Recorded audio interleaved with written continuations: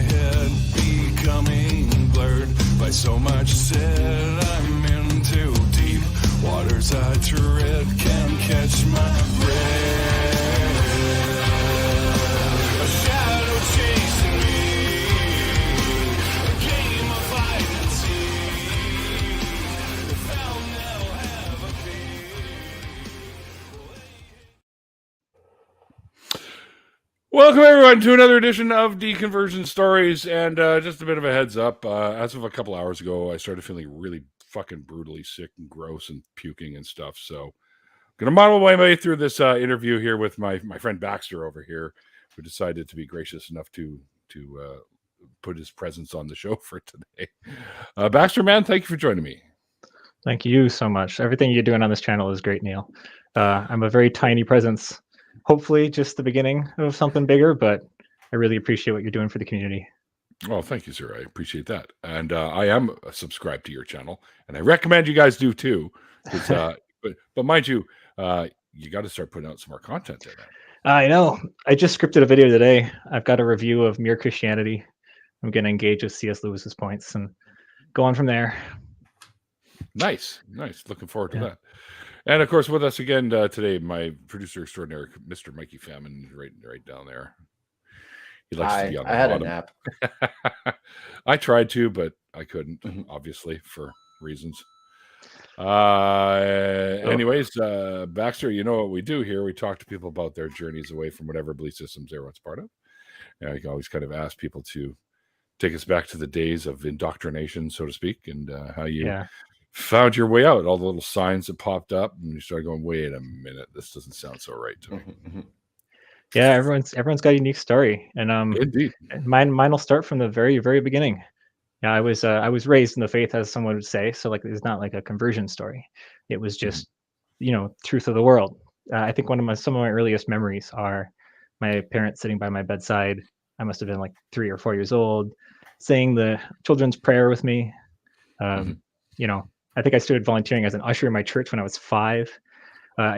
It's my entire childhood. Like, it's what I've always been. So I can't really give a good story of where it came from, but I can tell you that I grew up assuming that it's just the truth, and I slowly found my way out from there. So, I think when you're born into a family that is full of believers, you tend to believe whatever they believe because you don't know any different, right? So. Yeah, well, the reality is that I had a really good track record of trusting what my parents said and it working out for me. And so Exactly. I was one of those good kids, so to speak, where I listened to everything they said. I listened to all their advice, and it always worked out. I ended up getting good grades. I went to well in sports, and so why not? Why would I assume anything they say is false? Of course, that changes when you get older. And of course, false is maybe a strong word to some, but to me, it doesn't make any sense anymore. But yeah, so I was raised young in the faith. I wasn't anything crazy. It wasn't a very fundamentalist faith. I was a very liberal church, actually. I was probably the most fundamental one of my family, just by choice. I was raised it's called the Evangelical Lutheran Church of America. So I was raised Lutheran. It's opposed to the Missouri Synod of Lutherans. Those are the ones that are very extremely conservative, no women preachers, that kind of thing. The ELCA is the complete opposite side of Lutheranism. They're probably one of the first people in Lutherans to have women preachers. I think they've started marrying gay people now. That wasn't the case in my church when I was younger, but I knew they would do that because they're pretty liberal in their theology. Sounds like they're on the progressive side. Yeah. I mean, it seems like every denomination has their liberal side and their progressive side and their conservative side. And I was on the progressive side of Lutheranism. But yeah, no, that was my religion started young. I remember all those prayers. Now I lay me down to sleep, pray the Lord my soul to keep. If I die before I wake, pray the Lord my soul to take. Some of my earliest memories are saying that. I have a question. Yeah. What's the flavor Lutheran mean? Like, what's Lutherans' belief doctrine? What's different about them as Christians? Yeah. Lutherans were the first capital Lex R Luthor. reformers. Lex Luthor, yes. Lex Luthor's church. Got it. They hate Superman. You have to hate Superman with all your heart.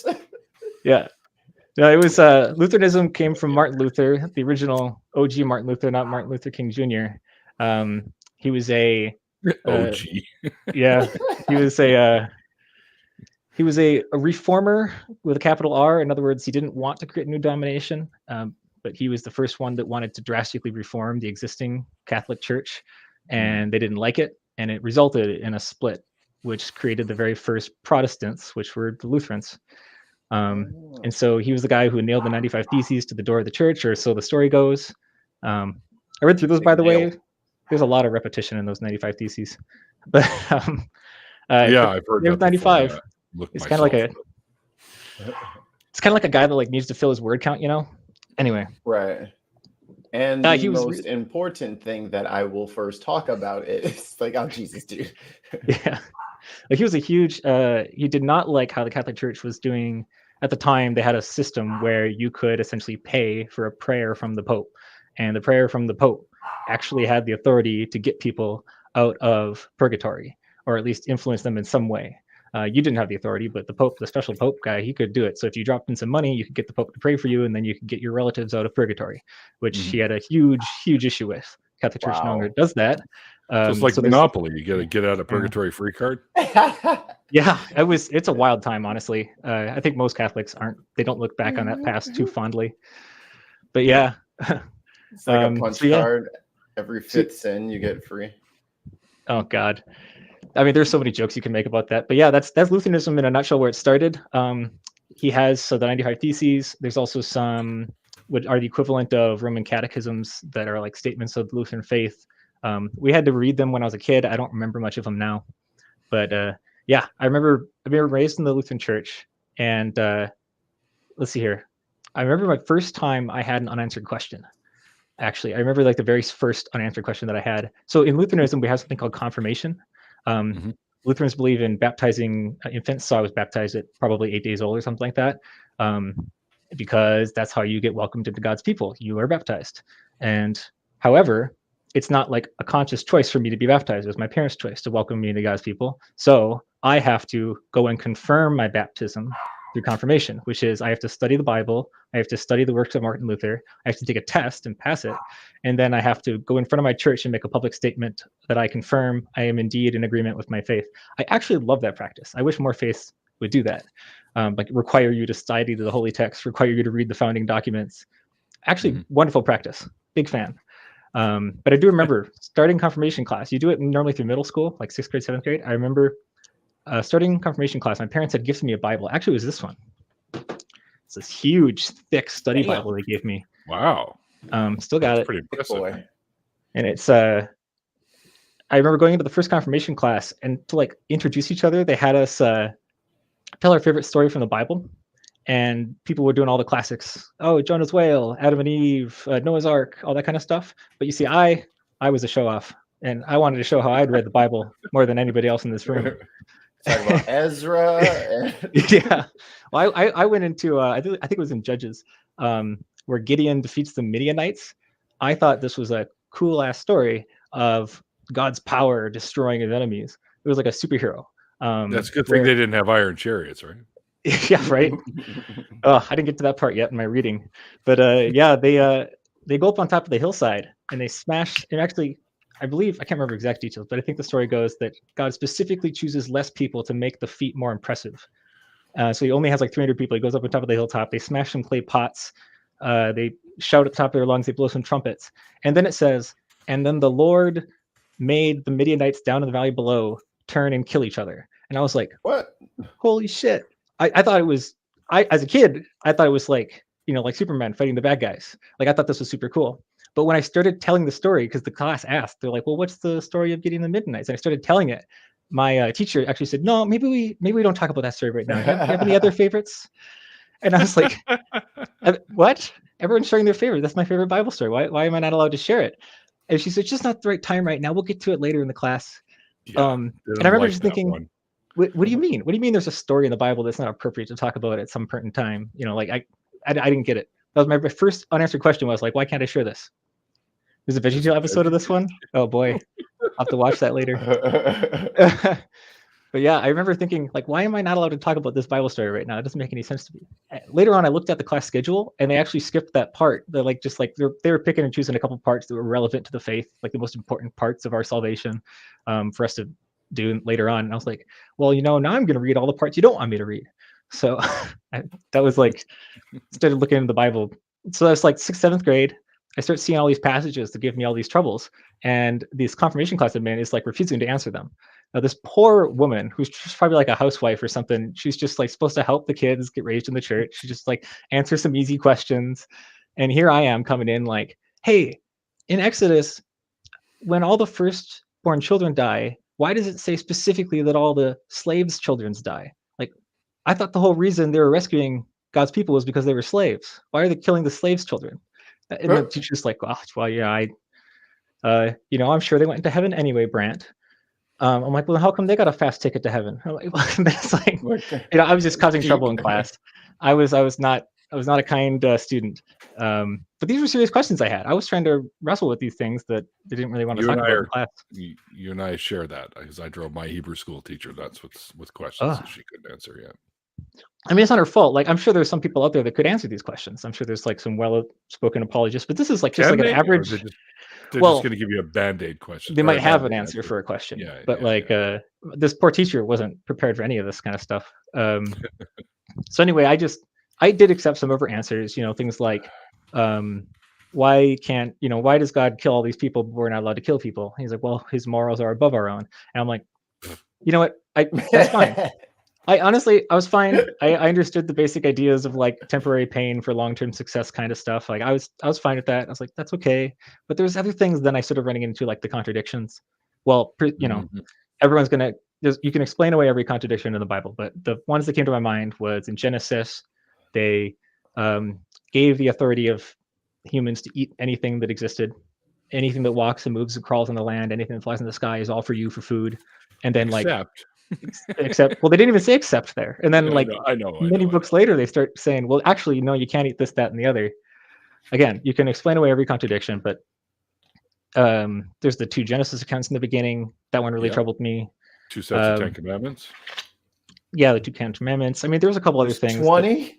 I mean, those aren't even that many contradictions. It was just a couple things here and there that I had, big questions about how to solve. I'm sure solutions for them all. Genesis 1 was a poem, while Genesis 2 was an account or whatever. But anyway, I started asking these questions and I wasn't getting my answers. So I was already struggling with my faith when I was in like middle school.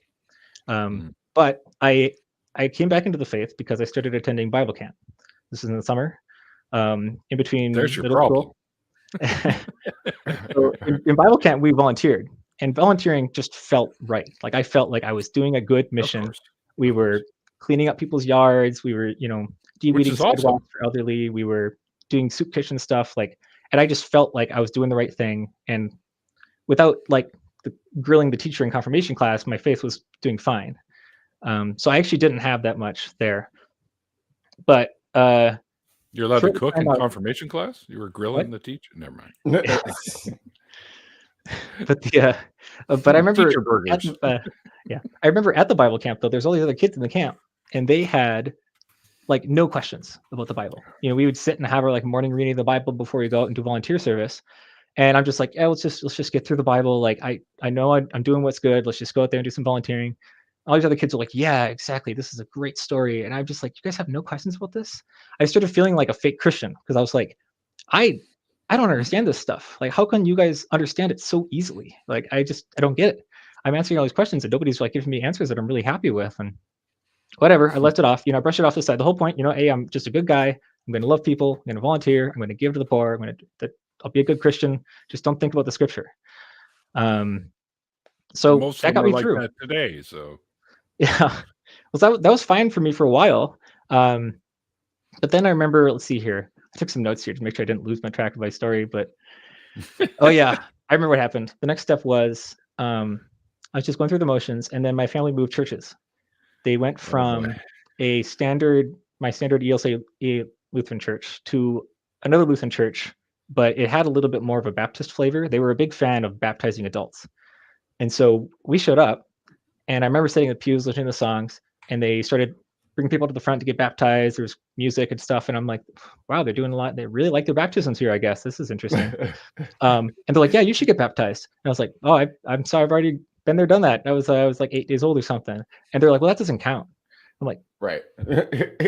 What do you mean that doesn't count? Like, that was supposed to save my soul if I died as an infant.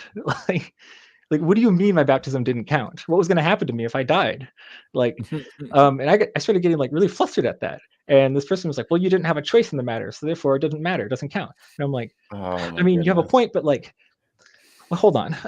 And so then I realized like there wasn't just like small scriptural differences. Like, these different denominations have like serious scriptural differences. Like, what is the role of baptism? How does salvation work? Is there purgatory? At the same time, I did a middle school project in Jehovah's Witnesses, and I learned they didn't even believe in the Trinity. And I'm like, right. People that call themselves Christians, they don't believe in the Trinity? How does that even work? And then I realized, like, actually, there's a lot of just unclear texts in the scripture. And surprise, surprise, I'm not the only one struggling with it. And some people decided to make new denominations to handle their interpretation of it. So on the one hand, this was a huge blow. Like, it was like I can't believe faith has so many different people believing different things from the same scripture. That doesn't make any sense. Right. But at the other side, I actually felt better because I was like, well, okay, everyone has issues with this. Like, these are hard questions.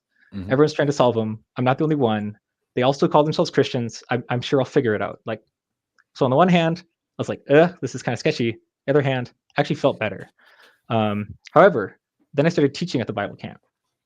And this is when things got really hairy for me. I started coming back, and now the kids were asking me the questions I couldn't answer.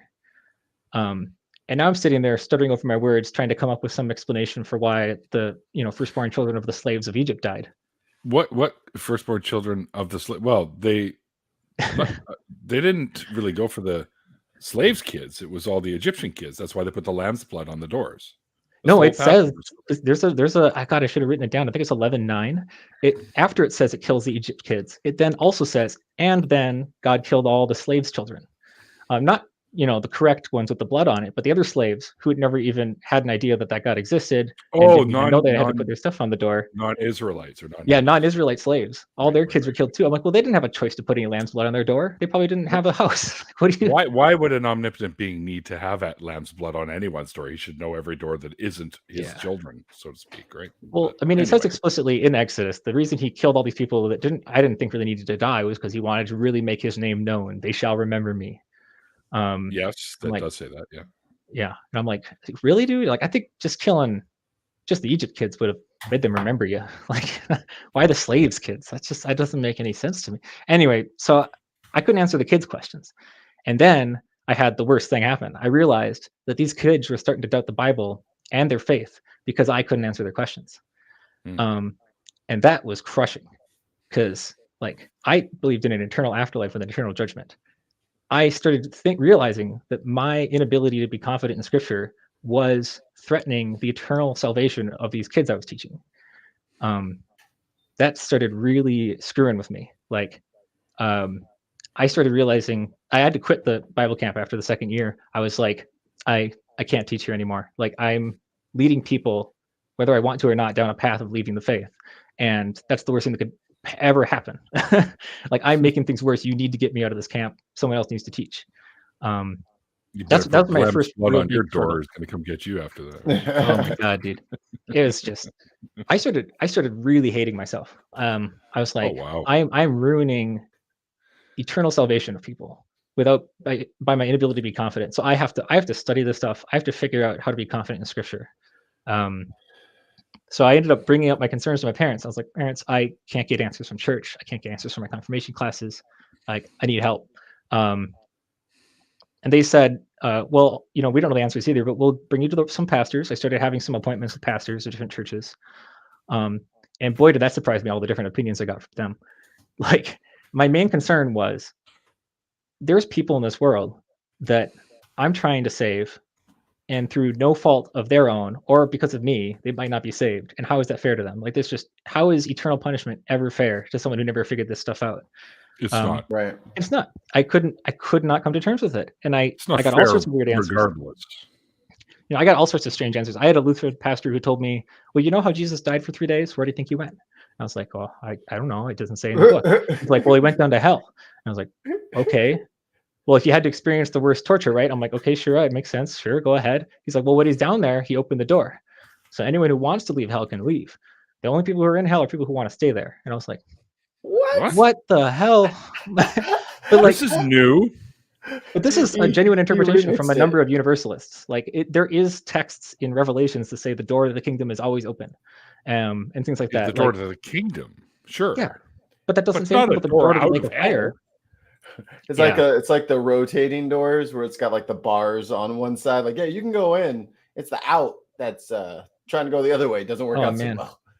Yeah, so I was getting these answers from the pastors that just weren't making sense. At the same time, I was starting to learn about infinities in school. Like I was like 9th grade or something. I'm starting to learn about what actual infinity means. And it's really like just screwing with me. Oh yeah, so he's got the passage from the firstborn of the Pharaoh and even the firstborn of the slave girl and the firstborn of the cow. Just why the cows? Why are the cows gonna die? I know, right? The cows are like, what the fuck? That's it. I'm going to India. Anyway, they know how to treat me. They appreciate me. So I was still a believer at this point. I'm in high school. I'm still a believer, but I'm really, really struggling with this idea. I can no longer teach scripture to people. And I stopped having the ability to worship because I have such an internal block on this idea of eternal judgment that I can't even sit at my bed anymore and pray. I stopped praying. It was like 9th or 10th grade. I stopped praying before I go to bed. I'd been saying prayers for all my life, like 15 years or whatever, ever since I could speak. And I just stopped. I couldn't pray anymore. So let's see here. I figured if I can't get answers from the scripture and I can't get answers from my parents or the pastors, I need to get answers from God. I need him to speak to me. And in scripture, God speaks directly to people who are the sinless among the nation. You know, you've got Abraham, he speaks to him. You've got Moses, speaks to him. You've got Lot, he speaks to him to try to save Sodom and Gomorrah. Like he speaks to all the people who are the most sinless. And so I was like, okay, well, I'm going to be the most sinless person that exists here. I'm going to be the best example you can possibly be, and then maybe I'll hear from God because I need answers to these questions. So I tried to tackle every sin. I mean, you want to have a hard, impossible task? Try to make a list of all the sins that are actual sins in the Bible. Like nobody has a list. You try finding it. Everyone has a different list. So I just said, well, I'll just try to follow as much as I can. And obviously the ones that you can never follow are the thought crimes. I was a hormonal teenage boy in high school. Jesus says anyone who lusts after a woman is committing adultery in his heart. I thought I was committing adultery every day. Like I was distraught, begging forgiveness. Like you kind of have to be married to commit adultery. Oh my God, right? No, this is the quote from Jesus. You gotta, if you lust for a woman, I was lusting for people. I couldn't control my hormones. I was so upset at myself. I couldn't understand why I couldn't control my thoughts. I know that sounds bad now, but like at the time, I believed in a soul. I believed I had the power over anything, including my thoughts. Like, and I was not able to control my thoughts. And it was clearly because I was evil. And I was just hating myself every night, just begging forgiveness. I had a girlfriend at the time. I think any boy would have been just thrilled like me. I was on the math team. It was a miracle I had a girlfriend. Almost made me believe more. But I had a girlfriend for 2 years in high school. I had a girlfriend for 2 years in high school. I refused to let us kiss until like I think it was like a year and a half into dating, and then we shortly broke up after because I had so much guilt over kissing her. I couldn't even if I had dirty thoughts about her. I wasn't married to her. It doesn't like if I had dirty thoughts about my girlfriend, I would hate myself that night. Like it's the natural conclusion of understanding what the sin is. According to Jesus, that is sin. It is as bad as adultery. So anyway, all those things, they were wrecking me. I was absolutely destroyed mentally. I was depressed. Meanwhile, I didn't mention this, but like my parents were role models for me in the church, as well as in other places in life. In the church, my dad was going to Bible study every week, including church, and also attending. He was an usher with me, but also he was a science teacher. He was a physics teacher. And so I would go to his class and take your kids to school day throughout my childhood once a year. And he would do these wild mind-bending experiments. He would predict the future and then like watch it unfold in front of him with these equations he came up with.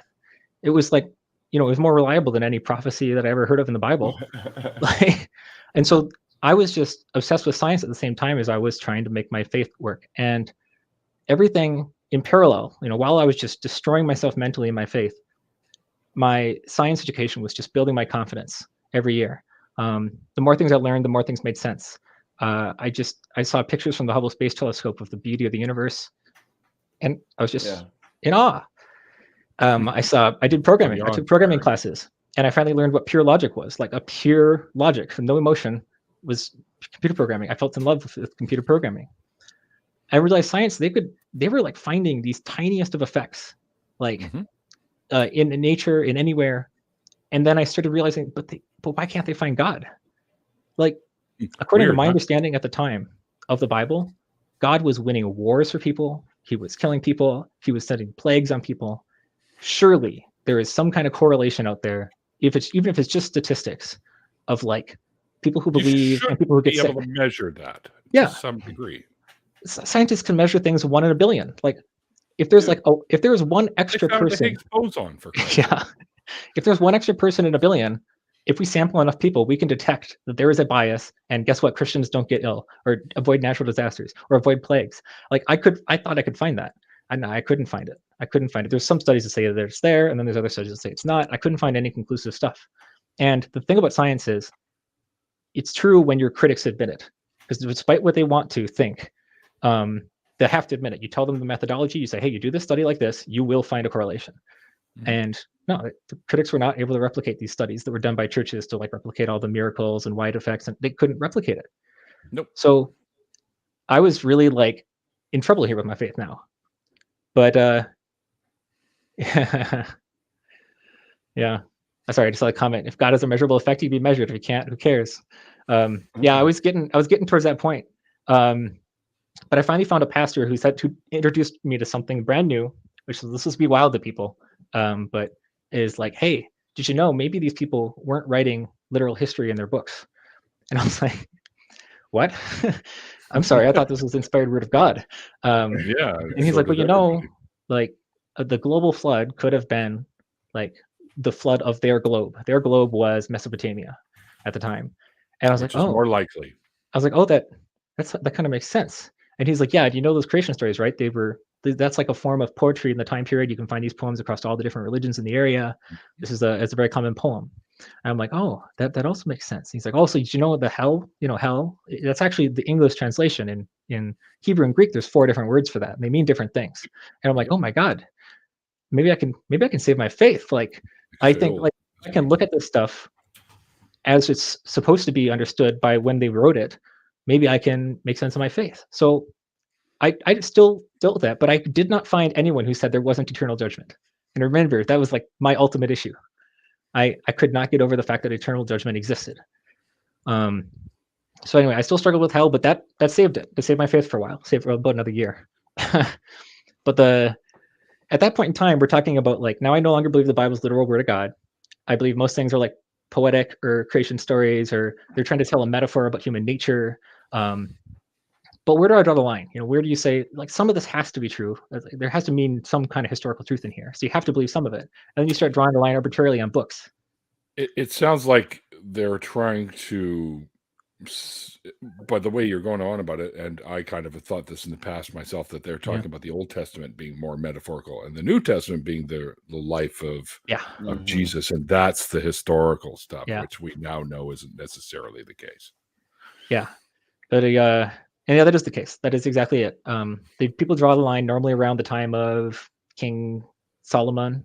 Those people who take it metaphorically, they're like, after King Solomon, it's pretty much historical. Before that, it's pretty much metaphorical. Like, we're aware these books were mostly compiled together. The oral history existed earlier, but they were mostly compiled around the time of the exile. So anyway, it still solved a lot of my problems though, because like where God was directly like, I'm going to just kill you like this, and I'm going to kill you like that, I'm going to flood this, I'm going to do that. All that stuff was in the Old Testament. So that did solve my like issue with trying to measure God's existence for a little bit. But I still couldn't come to the terms with the idea that like there's an eternal separation in the afterlife. It just didn't make any sense to me. So the final straw was that gay marriage debate that happened. I was around 2010, 2011. I was in my junior year of high school. I was really trying to figure out, okay, so The Bible's just this metaphorical book that's got a thing about human nature, but it still tells the truth of the story that there is a creator God. He does care about us. He did send his son for us. He did die for us. He wants us to be saved. We need to do the best we can to be the best human beings. Okay, I can do this. How do I be the best human being? And then I started looking again for that list. Like, where's that list of like, what's the sign of being a good human being, that I'm doing things right? And obviously homosexuality is not on that list. It is a very bad thing. Mm-hmm. And so at the time, I actually looked up the data recently last week.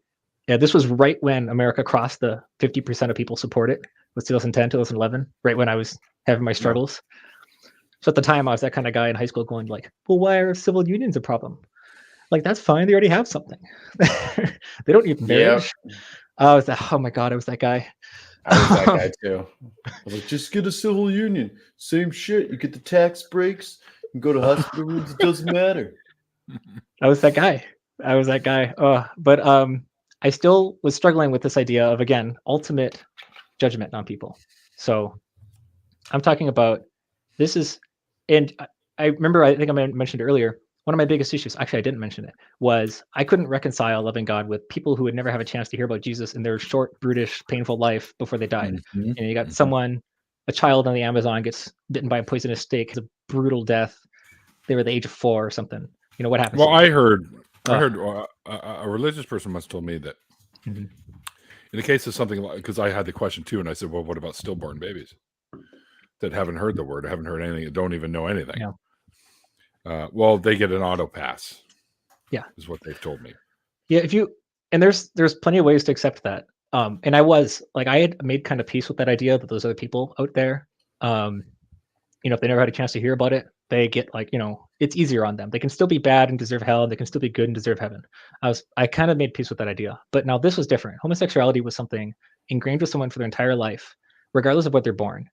Because these people were born in God's country. They had every chance to learn about Jesus, but they were born with an inclination. I have no desire to have sex with another man. Like I have nothing. This is going to sound really silly, but someone told me online, I was struggling with this at the time. I was debating people about civil unions, and they're like, yeah, well, when did you choose to be straight? And I was like, what? Why? I don't know. Memory.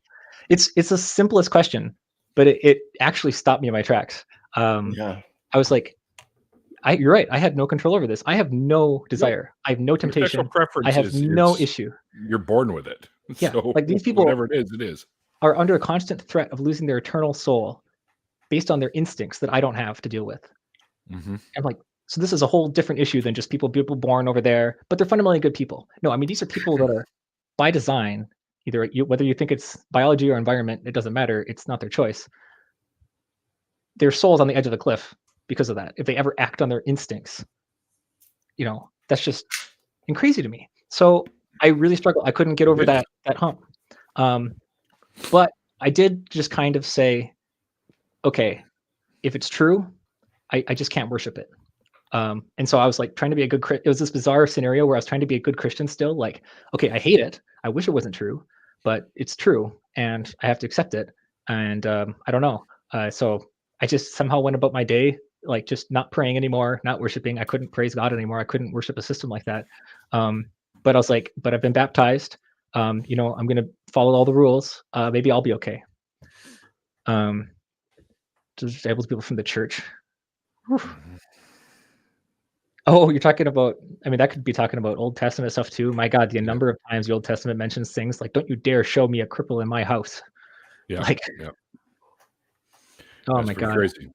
So this was it. I was down to like my last thread. And now I was at the point where not only did I not have evidence for God, because I didn't think he was testable anymore. He was not measurable. I didn't think the Bible was true. It was like a metaphorical book talking about human nature, but it still communicated an important message. But now I didn't want it to be true. Now I'm a Christian who just hates himself. It doesn't mean it's not true. Me hating something doesn't make it not true, but I hated it. So you think when people say, "Oh, there's important messages in the Bible"? Yeah, ones that they don't have that they should have is don't own another human being as property. I'm a huge fan of Sam Harris's take. Like, if I can add a single word to the Bible that makes it easier to understand or more moral in our eyes, I shouldn't be able to do that. This is supposed to be the perfect book. Yeah. But anyway, like I said, if you take it, no, this is a book written by sinners who they tried their best, but you got to take some study, you got to interpret it. I found ways around it. I was one of those Christians, so I was still a Christian. Right. Sure. I just hated myself, and I hated the system I was part of. Wow. But I was still a Christian. That's what pisses me off so much about religious belief is it can make people feel that way. Oh, I was just, I was like paralyzed. I couldn't get out of bed in the morning. It was just absolutely horrible. It's horrifying. One thing I was going to add earlier is, and like I kind of had a similar thing in my teenage years, and it was kind of like that. And I was a nerdy kid too, so it's like I took the rules seriously. I followed all the rules, and then everyone. So then, as soon as you start getting a little bit of understanding about what you're actually believing in, and then you look around and no one else seems to care about these things. So you ask question after question after question, and now you're an irritant, and now your problem. It's like, damn, no one cares about their fucking soul except me. This is so weird. I was like, do you guys not understand? There's no point to life except for where you go to the afterlife. I'm like, why can't you people get this through your head? Why are you traveling? Why are you trying to years? Like 80 years. Come on. I seriously considered not going to college at one point because I was like, there's no point to education unless it's going to somehow further my ability to spread the good word. Like life doesn't matter. Life has no meaning except for get to the right spot in the end. And I was like, this is just insane. I couldn't understand how people couldn't get that through their heads. But like that's the reality of it, right? If it's an eternal afterlife of bliss, an eternal afterlife of torment, anything in this life is just a place to wipe your feet. Yeah, it's just right. Don't bother getting attached. Anyway, I was down to the point where I was hating my own religion, and so I was like, well, maybe surely there's other Christians like me. Maybe they figured it out. And I did find those other ones. Like there was people who were like, well, the only bans on homosexuality are in Leviticus, and we don't have to follow that because the temple is destroyed. And Paul's not a prophet. He's just had to do his own thing. So like, they said that, sacrifices and any kind of sacrificial law, except for some reason I know why, but the 10 Commandments were direct from God's mouth, but the rest of it was just humans' way to, I don't know. But anyway, they think Leviticus doesn't have to be followed. And then Paul was the only other person who said that gay people are not, well, Jesus said marriage is between man and woman, but whatever. There was like these Christians that called themselves red letter Christians. They're like, look, what matters is we know God wouldn't screw up the things that Jesus says in the book. He could screw up everything else in the book, but he's not going to screw up the direct words of Jesus. So they only follow the red letters in the King James Version. In the King James Version, every word that Jesus spoke was written in red ink. So they're called red letter Christians. I thought that's kind of interesting. But if I toss out Paul, like I'm tossing out most of the faith. Like there's a lot of the faith structure built on what Paul says. There's like almost nothing left. So like, sure, I could take that approach, but it seemed too extreme. He was the closest trusted author to the events happened. He had the most sources and all that kind of stuff. Like all the scholars trusted him more than any other author. Like Mark didn't write Mark, Matthew didn't write Matthew, but Paul did write some of his letters. Like I can't throw out Paul. Like it's like he's like the only trustworthy source I have in this book. So anyway, is he though? Is he? Well, I believe that Paul believed what he wrote down. I'm not going to say that means anything. Sure. So anyway, I'm at this point where I'm hating my existence. I'm hating my faith. I still think it's true because I just have to. Then I finally get to a point where I did the most dangerous experiment a Christian can ever do, in my opinion. Pretend you're not a Christian and try to convince yourself to join again. Ooh, I like it. And I sat there one night in front of myself, and I had been researching all these other faiths. I was like, maybe Christianity doesn't have everything in the book, but maybe like Book of Mormon has a little bit of kernels of truth, and maybe Islam, and maybe something else. And I was looking through all this other stuff, and so I had a version of me in front of myself. I had my Christian version. I had like a version of me fighting for Islam, a version of me fighting for Mormonism, all this kind of stuff. Which one should I believe? And I remember I wrote down the exact like things here. So my Christian self told me that God loved me. And I said, well, so do all these other gods. They all want the best for the people in their thing. Okay. Well, the Christian in me said, well, God performed miracles. I'm like, well, so do these other gods, or at least we have the same amount of evidence for their miracles as we do for yours. Like you don't have a priority over Islam's miracles or something else like that. Then my Christian self looked at me. He's like, well, but Jesus conquered death. Other religions don't have a resurrection that's historically attested. Yes, And I'm they like, do. yeah. And I remember responding to myself, well, Achilles was raised by his divine mother and brought up into the heavenly realm. Osiris. Yeah. What's his name? What the fuck? Krishna? Another one? Frankenstein. Not Frankenstein. Yeah. And then my Christian self told me, yeah, well, they don't really believe that. And I said, Yeah, how do I tell what people really believe? They die for their beliefs. Is that enough evidence? Yeah. I think they believe it. And so the final moment happened. The final moment happened where I actually left the faith. For me, it was a very, very clear. Whew.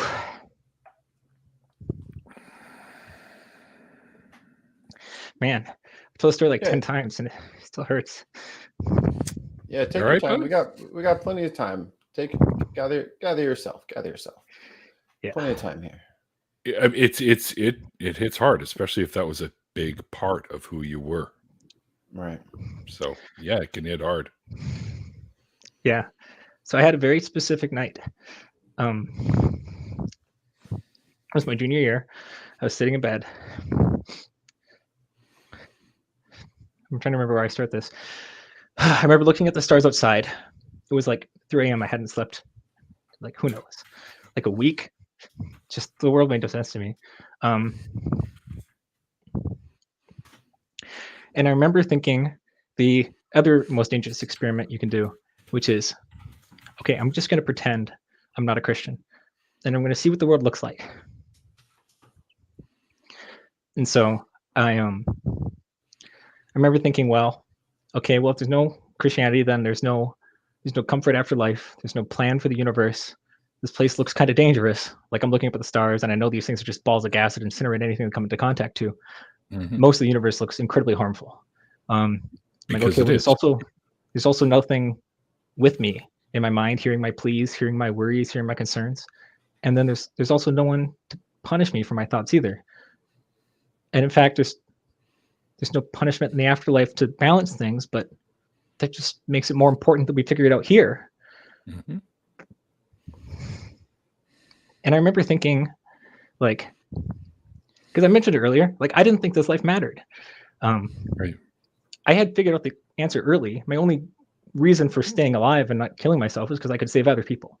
And some people agree, like, oh, there's a commandment, you must have kids and get married or whatever. I don't care about that. But like, I never even considered the life having meaning. And so, like, finally realizing how precious it would be if this is all there is, like, it felt way more precious than an eternal afterlife. It's like, I couldn't describe it, but it was like I had never felt so much purpose all of a sudden. I had a reason to do everything. I wanted to experience everything. I wanted to meet people. I wanted to travel. I wanted to get educated. I wanted to learn about the world. I only have a short time here. Right. I remember, this was me just pretending, remember? I wasn't not a Christian yet. So just pretending, but I realized that. And suddenly, not only did I hate my previous faith, I also desperately wanted it not to be true. Wow. Oh, wow. And so, I remember there was an audible gasp I had. I started shivering and convulsing. I had goosebumps because it just, like, the scarcity of life was so insane to me.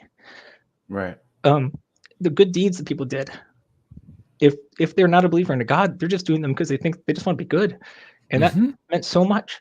Like, it means way more that way, if you ask me. They would be sacrificing their only thing they have is their life, and they're sacrificing some of their time for someone else. It's the most valuable resource in the world. It suddenly was so much beautiful. Suddenly, love, relationships, they weren't just a delicate dance on a tightrope over a river of sin. They were like, held way more meaning. Yeah. And I remember just, like, I wanted it to be true. Like, I wanted these people who were in loving relationships outside of marriage to just love each other. I wanted people who had same-sex attraction to have the same love experience. I wanted people to embrace life and care about the other person because this might be the only thing they have. And I had a fear. Then it hit me. I had a fear, a serious fear of being wrong. And there's this weird thing that happens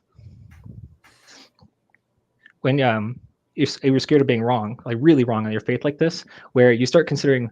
I started considering, this is kind of weird, but I started considering things like, what if I'm the only consciousness here? This whole world is my test from God, and I'm at the edge right now. I'm about to screw it up. Like everything else is here for my test. I'm failing my test right now if I do this. And I was so terrified. So I remembered all this. My mind went back to all the different stories in the Bible, the people like just touching the ark on accident and dying immediately, just all the deaths. And I thought this could happen to me. I could be turned into a pillar of salt. I could be killed instantly on the spot. I could be struck by lightning, whatever. You can't actually, just so yeah. Yeah. So chemically, oh my God. It was on the edge of and then I said it. I whispered it out loud. I whispered, maybe God's not real. And nothing happened. The stars in the sky kept twinkling outside my window. Birds kept chirping. The sun started rising. Like literally, it's kind of poetic, but it's, I just stayed up all night. It was all happened. But the sun started rising. And yeah, I just, manic. It's so crazy how it hits me because it was just an explosion of emotions. Right. I hadn't felt. So yeah, that was it. And I sat there and I said it out loud. I said it out loud again. I said it out loud a couple more times. I cried. I laughed. I was just an emotional wreck. I didn't know what I felt anymore. I was like numb for the next week. But I realized I had to take action. I couldn't be numb. This might be all the time I have. I have to teach people to love each other. I have to continue all the work I've done previously, but just do it with more conviction. And people always say like, live like you're dying. I finally was living like I was dying. Yeah, that's good. That's good. It's the way you're supposed to do it. Yeah, and so that was it. And then from then on, I was hidden. I didn't tell anyone I left the faith. Still went to church. Did it for 10 years. Didn't really come out to anyone until, it's like 2010, 2011 when I deconverted. I only started coming online last year. I'm still mostly in terms of like just things like, what came before the Big Bang, what comes after the heat death of the universe. Whatever, man. Maybe it is a God that set things off. Maybe it is a God that's going to be there at the end. But I just, if there's ever a God, if it's the truth that there is an eternal separation of souls in the afterlife, I will spend my entire eternity trying to change that system. well, what is a soul? Yeah. What would a soul be made of? It doesn't even make sense. I can't. The other thing that darts out with it, once you're outside of religion, you can start reformatting everything. Like I started reformatting every possible belief I could think of. I ruled out a lot of things. Like I'll never believe in prayer again. I'll never believe in things like inspired texts. I don't think that language is even objective enough to communicate anything objective. That's right. And so it's like how it changes and evolves. Yeah. So I do see like, with the theory of evolution, I see no reason why humans, for some bizarre reason, this species of animal with the genetic cutoff at this point 100,000 years ago to now, like with this certain geographic location, has a soul and everything else doesn't. That doesn't make any sense to me. If you're going to argue for some kind of soul, all I can tell you is this. Everything that's alive right now came from something that was alive, as far as we know. Y'all came from living cells. They've never like started from nothing except for maybe once. If anything has a soul, it's that entire collection. There's just, you couldn't possibly say it any other way. There's no separation event. That's right. So I'm willing to play fun, logical games with these things, but I'm an empiricist now, which means I think if you're going to put something into what I call knowledge, you must make an accurate, specific prediction that's reliable and I can do over and over again to prove something true. That's when it's knowledge. I have fun. Yeah, and I have fun playing with logic games. I really enjoy talking about different systems of belief that are at least more coherent, in my opinion. I think there's plenty of coherent systems of belief. I just don't think you'll ever be able to choose between them by any reasonable standard. Right. And I don't think that my version of Christianity is one of them. It's not a coherent belief, in my opinion. But I mean, like I got to a point in the end where, sure, it was coherent. In other words, it's untestable, unknowable. It's only going to happen after the life or whatever, and it only started before the universe. Sure, yeah, it's coherent in that it fits with all the data because you're just fitting it in the gaps. But right, exactly. I didn't want that to be true, and if it was true, I'd fight against it. So that's where I was at. Well, you'll be You'll be happy to know, Baxter, that well, at least according to one of my favorite physicists, Sean Carroll, Yeah. An afterlife isn't possible. We understand the laws of physics that are underpinnings of everyday life. We understand them, and we understand them well. And what he says is if it's somehow supposed to be your consciousness or something that continues on after you die, that's not possible. Your consciousness is part of your brain. Yeah. It derives there, and it goes when your brain goes. So it wouldn't be you even if something did survive, because you wouldn't have any of you left out there. The only you is material. Yeah, I completely agree. That's right. That's right. Yeah. And I'm a biomedical engineer. Like, I've worked on neurons in the labs. I've done, I've got friends that publish papers on them. I'm well aware of all that stuff. And I'm a chemist myself, so yeah. And it's consciousness is something that emerges when you get around 10 billion neurons in your cortical cortex. That's right. Yeah, and, something along those lines. Yeah. That just is something that emerges around there. And humans are the only animals that have that many neurons in the cortex. But there's some that are close. Whales are very close. Dolphins are very close. Whales, dolphins. And they shouldn't be considered separate from the rest of, we shouldn't be considered separate from the animal kingdom. It's just insane to me. We are animals, so that's just stupid anyways. It's just, yeah. What about your family? We just have to Evangelical Carol just asked, what about your family?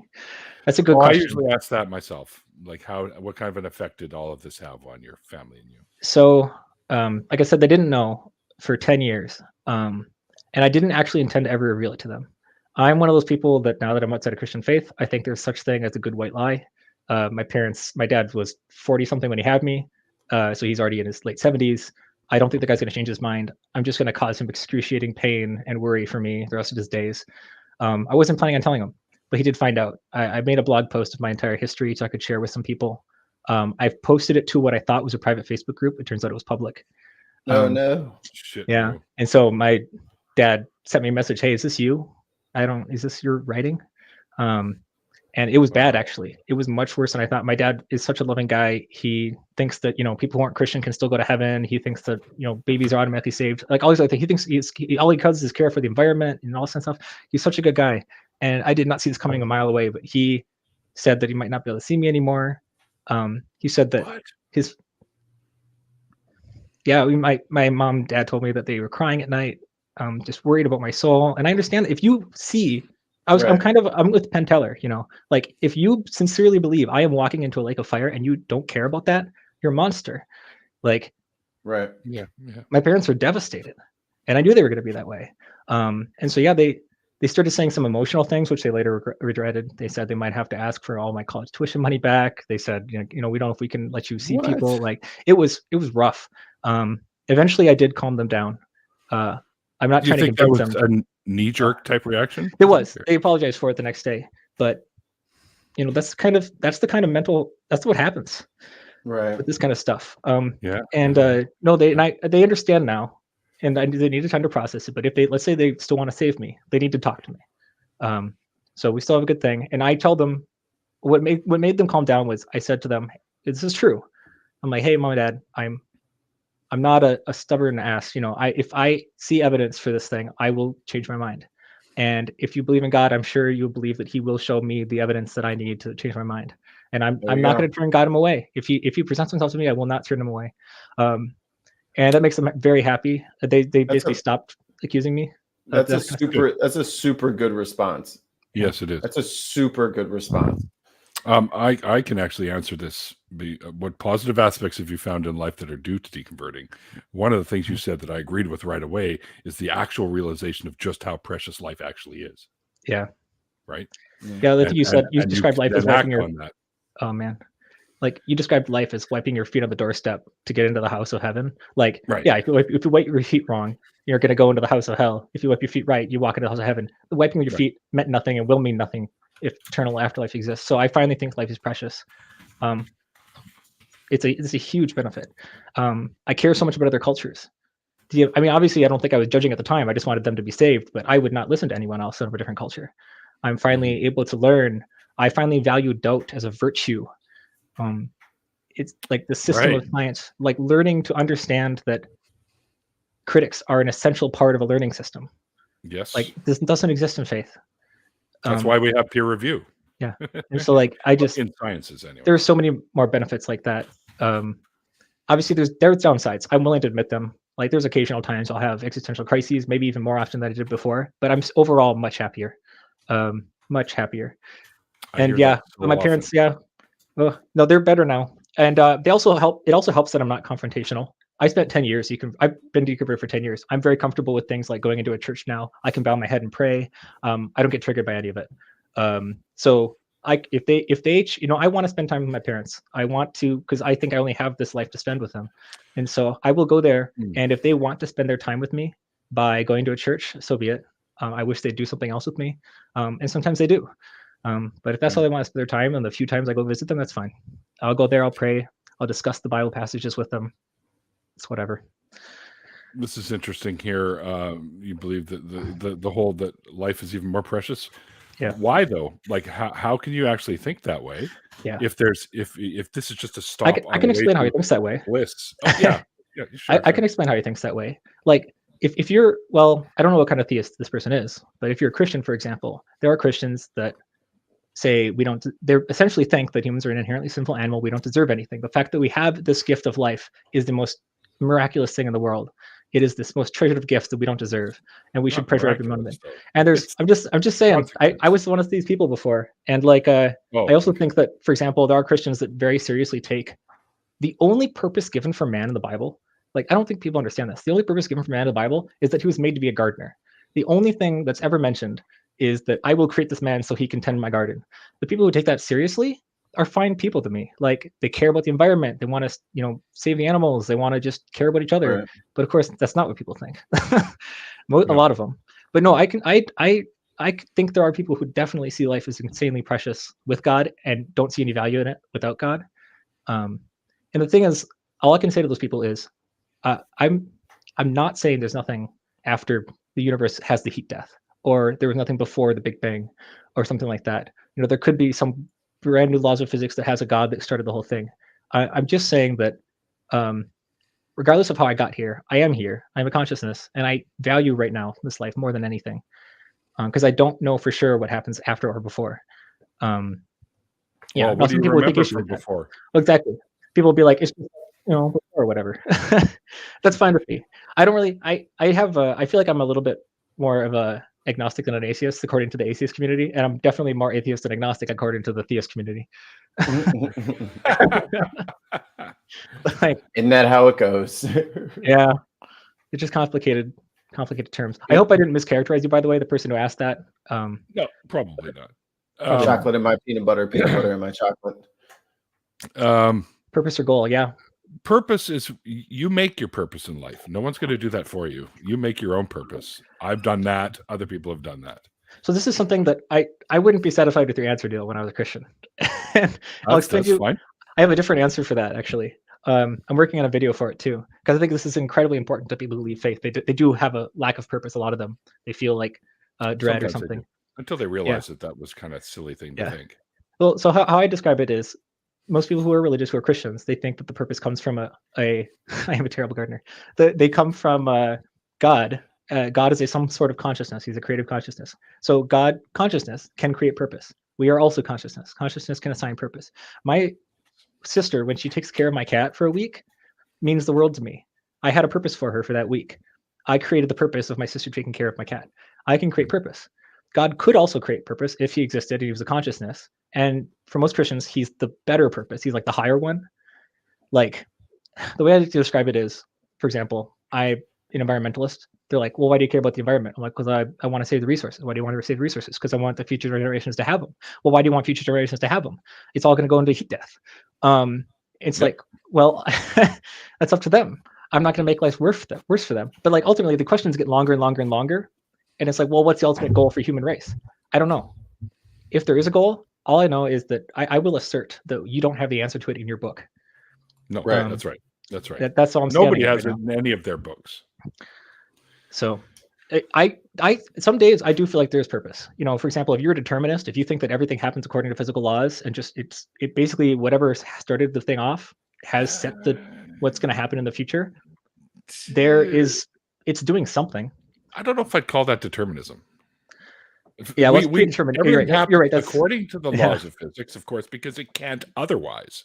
Yeah. But I don't think it depends. Like if you're a determinist, then you don't follow what we know as many worlds theory, right? So like every decision you make creates a new branch, right? Like now there's another you that decided to go to McDonald's instead of Burger King, right? But of course that's inconsequential bullshit, really. But I see it like another religion, many worlds. Like many worlds. I don't know if I call it a religion. I wouldn't call it religion either. It's not like worshipped or anything. Quantum physics. But it's untestable. It's well, of course, because until somehow we find one of those branches and we're able to follow it, then you could come to some. Yeah. But it's definitely interesting, and it makes a lot of sense on the quantum realm on quantum field theory. Right? So the thing is, if all people believed in was that they have purpose in life, and there was a God that desired a good thing for the world, I'm fine with that. As soon as you say, but this is exactly how God desires it, because it was written in this book by this man. This is how you should live your life. You didn't even know where the sun went at night. That's when you jump. That's when you jump from an idea of there is purpose to I know what that purpose is, and I'm going to tell you what it is too. And like that's the jump I'm not going to make anymore. Right. Yeah. Yeah. They're not very honest about that jump. They'll kind of like really play off and then I just believed all this other stuff. It's like, no, wait a minute. you were doing so well. Yeah, and the thing is, I came up with this thought experiment. I haven't published it yet, but it goes along the lines of, imagine I want my Roomba to love me. And my Roomba, we finally developed AI. Like we finally developed proper artificial intelligence. And I know that I can't just program intelligence to do something. It's intelligence. It's proper intelligence. It has its own feelings. And I want my Roomba to love me. And I want it to mean it. So I create 10,000 artificially intelligent Roombas. And I mentioned to them kind of early on, but I don't really make too much of a big deal of it, that, if they don't exactly work out in my favor, I'm just going to toss the rest of them in the fire pit in the backyard. But, if one of them actually loves me, I will repair it indefinitely. And so will my children after me and my children after me. That is like, then you say, what should that Roomba decide? I said, well, what do you mean? What does it decide? That's not a moral choice. It's insane. That's like a choice of either they believed my words I said at the beginning of their life, where, oh, maybe he's really serious when he says we'll go into the fire pit. Oh, I think I should love him. Maybe that's just self-preservation. Yeah, right. yeah, exactly. It's the safest thing to do. I don't know. I still need to work on the analog. I still need to work on the analogy, but if I believe the fire pit is real, I'm only doing this to save myself. Yeah. Well, that's the thing that hangs over the Christians' heads, unfortunately, is like they say, no, it's not that. It's just that by loving God, I will naturally do the things he likes. And it's love that's important. And it's like, yeah, but you also have it in the background that, you're really doing it to avoid the fire? Like, it'd be so much better if there wasn't a fire and you just choose to love God. Well, I think for me, one of the realizations that this was all just silly nonsense is the thousands of other belief systems that have thousands of other deities. And, okay, well, all the people of the Abrahamic faith, okay, well, how did you discredit all the other ones? How did you say that those weren't true, but this stuff is true? Have you read all the PhD apologetics from Hinduism? I really don't think you have. You can't reject it. I had a very, very excited Hindu come into my Twitter and really try to convince me to join Hinduism the other week. Really? He's like, I told him, hey man, there's some things weird about it. Like, for example, if we're during a mass extinction, where do all the extra souls go if they're not being reborn? Like, what's going on there? And he started sending me souls. Yeah, he started linking to me to all these PhD defenses and apology books, and I'm like, hey, I'm just gonna stick to my lane. It's mostly Christianity for me. I'm just gonna, I don't have time to research every religion in the world. Were there any other religions that you pondered before you decided I don't believe in anything non-empirical? Okay. I'm sorry, but this is the most contradictory statement I've ever seen. All religions are valid. All religions are also valid as tools of adding spiritual progression. I belong to all religions. What is spiritual? I mean, he's probably taking. They're probably taking that. You know how I had that portion of my Christianity where I thought everything was a metaphor for the human experience and we had to interpret it correctly or something.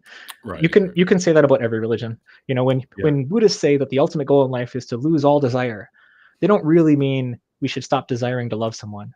They really just mean we struggle with desire as humans and we have to learn to, you know, that's the kind of approach you take to a religion. Yeah. Kabbalist, but not a Jew. Oh, I see. C-tier sophistry. Baxter's army of Roombas. Join us and be clean. I was like in my head, I just had like, what's that Iron Man movie with fucking Ultron in it? I was just thinking of like an army of Ultrons just all cleaning his house. Just like sweeping and like the Jetsons robot. Just I was like, oh my God. What if they were Ultrons? I still need to work on my analogy, but I like it. I'm gonna develop it. I think it's fun. The can I offer? Oh wait, you asked your question. You asked your question about my past. If I went to other religions, I did briefly. Yeah. I went into a New Age because I thought it was the only scientific religion. There was the Robert Monroe Institute. They like attach a bunch of electrodes to your brain, and they got beta and alpha and zeta. And I tried learning. I still have a book over on my bookshelf of lucid dreaming, and then they started trying to sell me crystals, and I left. I couldn't afford the crystals, eh? Well, V57, I'm glad you found something that you can follow that makes you feel good. That's great and all, but there is no afterlife. Okay. Yeah. I'm sorry, but consciousness does not persist after we die. All right. Just so you know.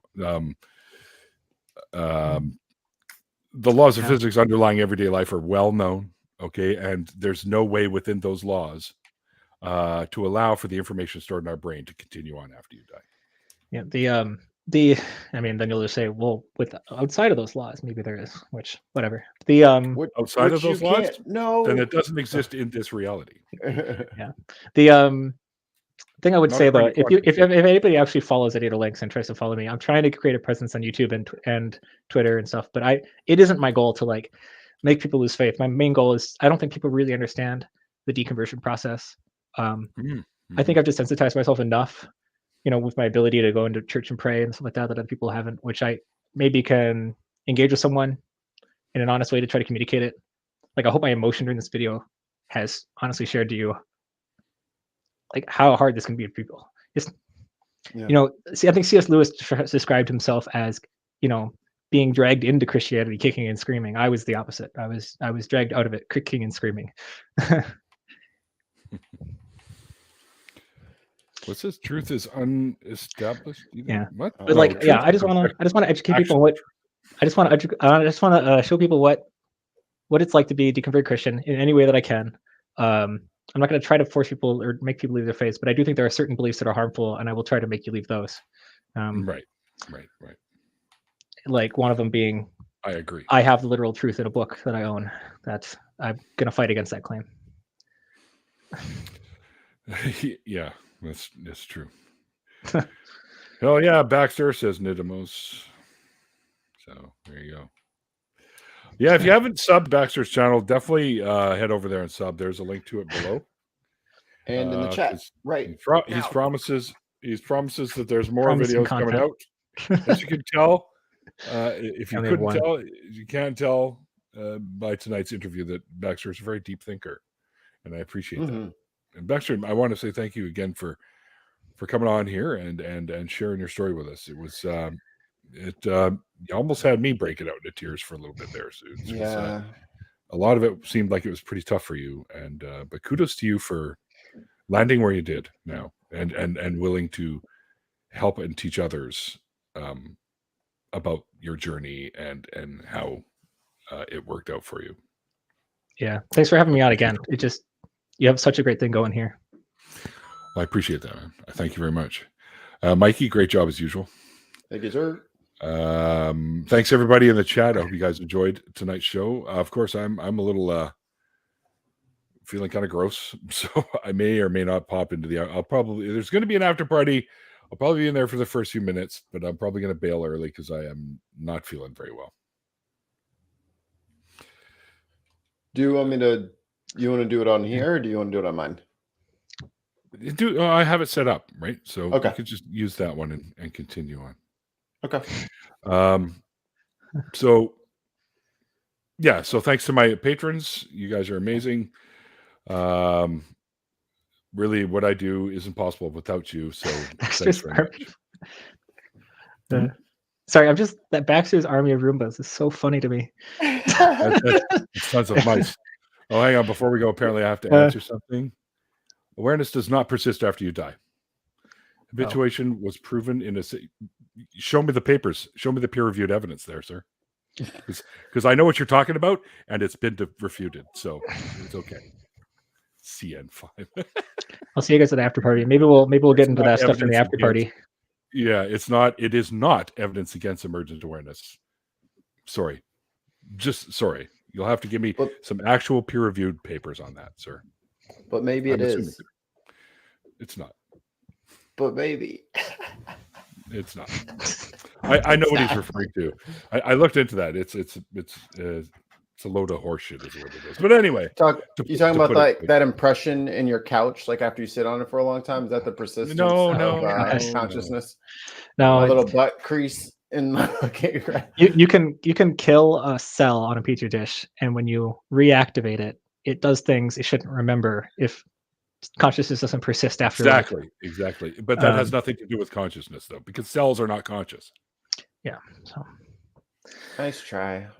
Oh. Tell that to the panpsychists. Cells are not conscious. I don't even own a Roomba. Neither do I. I kind of want one. I got to start training my Arnie. I heard the dustpan is like super small, so it kind of defeats the purpose because instead of spending 15 minutes cleaning the floor, my house is a rental. 15 minutes every 15 minutes. The Roomba would be surfing the waves of my hardwood floor on this rental I have. Oh man. Okay. Oh man, forget it. He doesn't understand. No. Anyway, that's okay. I'm a chemist myself. V57. Okay, and I've read a whole bunch of stuff like that.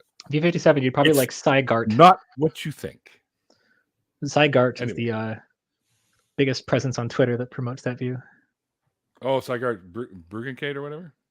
Yeah, I can't remember his actual name, or is that his actual name? That is his actual name. But anyway, he's like a PhD biochemist, and he thinks that consciousness starts the moment a cell forms. Yeah, no, no, it would be measurable, and it isn't. So there you go. All right. You have to have, as you said, how many neurons? Yeah. Well, so here's I should say this because I no one's actually published this yet, but there's this brilliant researcher in Brazil she's recounting brains. People counted them wrong essentially in the past. They thought that all brain cells were the exact same size, so they just measured the weight of the brain and the surface area of the brain and said, hey, whales have more brain neurons than humans. Turns out whales' neurons are bigger, and no one counted them until this woman in Brazil. So she's recounting everything, and everything she's finding so far is that humans have the most neurons in their cortex. And so I think what you see if you track her data, I've done this only unofficially, but if you track her data around like 3 billion neurons, no, actually really lower, around 500,000 neurons, you get self-awareness in some animals, like dogs and cats are around there.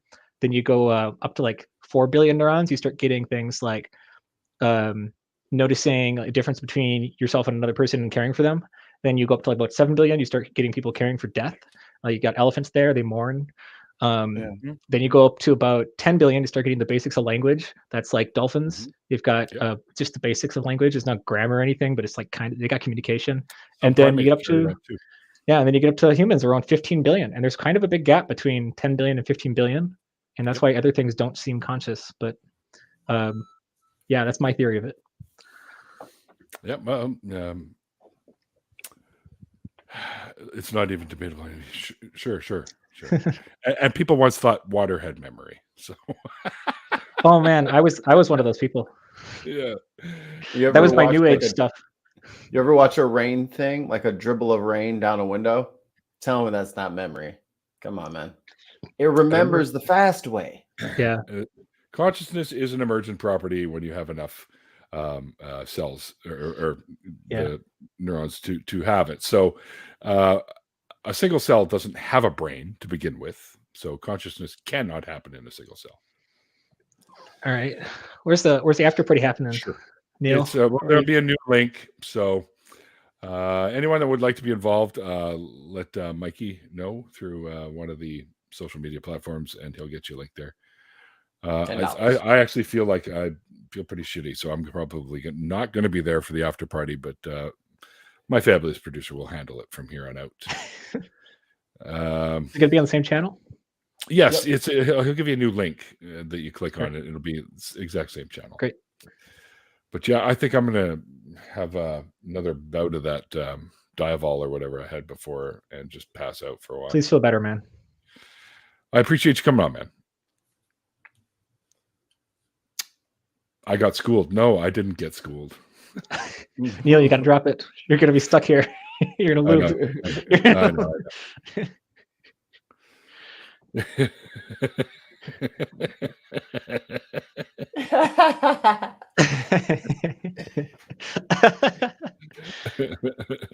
Man, you're on top of things tonight. He's on fire.